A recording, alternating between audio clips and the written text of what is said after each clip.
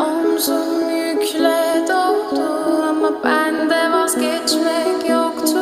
Bitmedi, bitmedi, bitirmedim.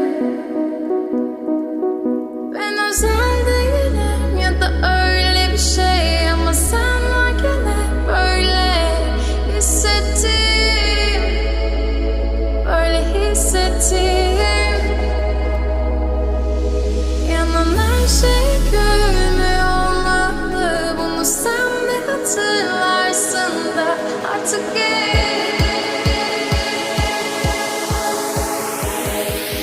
böyle hissettim.